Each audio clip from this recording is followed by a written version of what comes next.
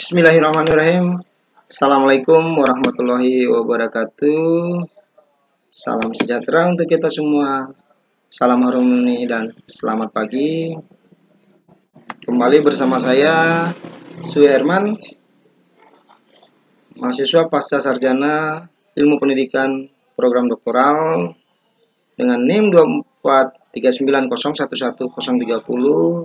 Di kesempatan kali ini mencoba untuk menjelaskan terkait dengan konsep landasan pendidikan, di mana kita akan berbicara tentang pengertian filsafat, di mana filsafat itu berasal dari bahasa Yunani, yaitu philos yang artinya cinta dan sophia yang artinya kebijaksanaan atau kebenaran. Filsafat artinya cinta akan kebijaksanaan dan kebenaran, di mana filsafat berarti pula pendirian hidup atau pandangan hidup. Secara ilmiah, definisi filsafat yaitu usaha yang berpikir radikal dan hasil yang diperoleh menggambarkan dan menyatakan suatu pandangan yang menyeluruh secara sistematis dengan tentang alam semesta serta tempat dilahirkan manusia. Filsafat mencakup keseluruhan pengetahuan manusia. Filsafat merupakan sumber ide paling dalam bagi segala macam ilmu pengetahuan, sehingga filsafat disebut juga induk pengetahuan. Landasan filosofi pendidikan. Pendidikan adalah upaya untuk mengembangkan potensi manusia peserta didik dan baik potensi fisik, potensi cipta, rasa maupun karsanya, agar potensi itu menjadi nyata dan dapat berfungsi dalam perjalanan hidupnya. Dasar pendidikan adalah cita-cita kemanusiaan universal. Pendidikan bertujuan menyiapkan pribadi dalam keseimbangan kesatuan organisasi harmoni dinamik guna mencapai tujuan hidup bermasyarakat. Filsafat pendidikan ialah hasil pemikiran perenungan secara mendalam sampai ke akar-akarnya mengenai pendidikan. Siddhartha 2001. Landasan filosofi pendidikan adalah seperangkat filosofi yang dijadikan titik tolak dalam pendidikan. Aliran dalam filosofi pendidikan ada yang namanya landasan idealisme. Para filosof ini mengklaim bahwa realitas pada hakikatnya bersifat spiritual karena manusia itu adalah makhluk yang berpikir, yang memiliki tujuan hidup dan hidup dalam aturan moral yang jelas. Menurut epistemologinya, pengaturan itu diperoleh dengan cara mengingat kembali melalui intuisi. Sedangkan aksiologi bahwa manusia itu diperoleh melalui nilai moral inspiratif yang bersumber dari realitas yang absolut. Kemudian kita akan berbicara mengenai Pancasila sebagai landasan filsafat sistem pendidikan nasional. Pasal 2 Undang-Undang Republik Indonesia Nomor 2 Tahun 1989 menetapkan bahwa pendidikan nasional berdasarkan Pancasila dan Undang-Undang Dasar 1945. Rincian selanjutnya tentang hal ini tercantum dalam pasal atau penjelasan Undang-Undang RI Nomor 2 Tahun 1989 yang menegaskan bahwa pembangunan nasional termasuk di bidang pendidikan adalah pengamalan Pancasila, dan untuk itu pendidikan nasional mengusahakan antara lain pembentukan manusia Pancasila sebagai manusia, pembangunan yang tinggi kualitas dan mampu mandiri.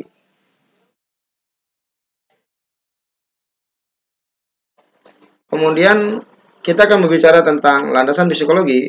Psikologi berasal dari Yunani, bahasa Yunani yaitu psyche, yang artinya jiwa. Logos berarti ilmu pengetahuan. Jadi, secara etimologi, psikologi berarti ilmu yang mempelajari tentang jiwa, baik mengenai gejala, proses maupun latar belakangnya. Namun, pengertian antara ilmu jiwa dan psikologi sebenarnya berbeda atau tidak sama sekali. Ini menurut Gerungan dan Hodijah 2006. Karena ilmu jiwa adalah ilmu jiwa secara luas termasuk khayalan dan spekulasi tentang jiwa itu. Sedangkan ilmu psikologi adalah ilmu pengetahuan mengenai jiwa yang diperoleh secara sistematis dan metode-metode ilmiah. Psikologi mempelajari gejala kejiwaan yang ditempatkan dalam bentuk psikologi baik manusia ataupun hewan. Pemanfaatan untuk kepentingan manusia ataupun aktivitas individu baik yang disadari maupun yang tidak disadari. Ilmu ini diperoleh melalui suatu proses atau langkah-langkah ilmiah tertentu serta mempelajari penerapan dasar-dasar atau prinsip-prinsip metode teknik. Pendekatan psikologi untuk memahami dan menyelesaikan masalah dalam pendidikan.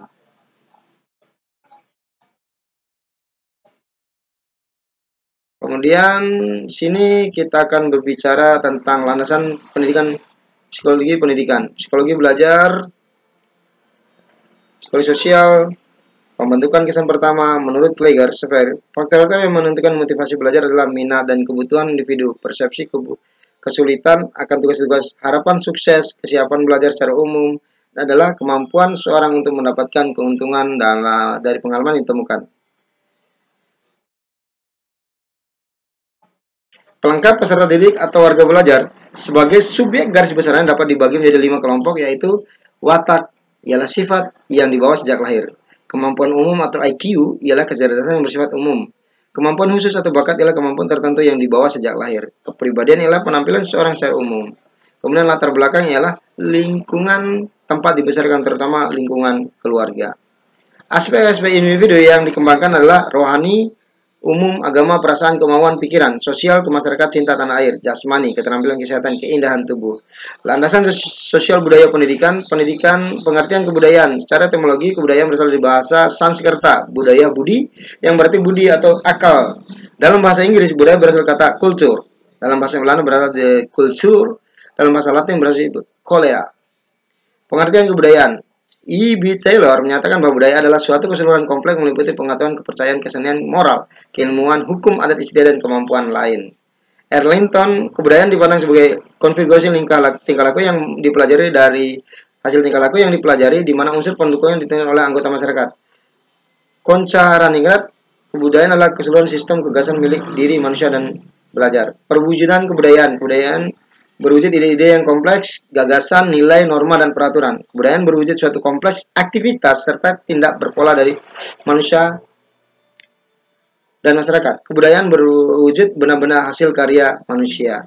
Sistem sosial budaya adalah unsur-unsur sosial budaya yang paling berkaitan dengan yang lain secara teratur sehingga tercipta tata kelakuan yang serasi bagi masyarakatnya.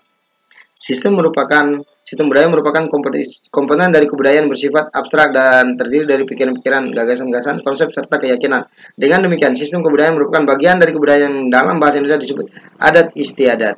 Sistem budaya akan menghasilkan jenis-jenis kebudayaan yang berbeda. Jenis kebudayaan dikelompokkan menjadi dua, yaitu kebudayaan material dan kebudayaan non material. Kebudayaan material berupa hasil cipta karsa yang berwujud benda, barang, alat pengolahan, dan seperti gedung, pabrik, jalan, dan rumah. Sedangkan kebudayaan non-material itu bersifat hasil cipta karsa yang berwujud kebiasaan, adat istiadat, dan ilmu pengetahuan. Kemudian kebudayaan non-material antara lain cara, usage, volfex, norma kelaziman, kebiasaan, mores, norma atau tata kelola atau kesusilaan, norma adat istiadat, custom, dan norma hukum, laws, dan mode, fashion. Lingkungan sosial disebut dengan konteks sosial atau konteks sosiokultural atau disebut juga dengan milieu, merupakan sesuatu yang dapat didefinisikan sebagai sebuah suasana fisik maupun sebuah suasana sosial yang dimana manusia hidup dengan berinteraksi di dalam sehingga dapat berkembang secara menurut Barnett dan Casper. Lingkungan sosial terdiri dari kebudayaan dan kultur yang diajarkan di alami secara individual. Demikian penjelasan singkat dari saya. Mohon untuk bisa diterima dan mudah-mudahan dapat menambah referensi kita untuk referensi bersama ke depan untuk mencerdaskan kehidupan bangsa dan kita bisa maju bersama-sama. Demikian, wassalamualaikum warahmatullahi wabarakatuh. Salam harmoni, salam sejahtera, dan selamat pagi.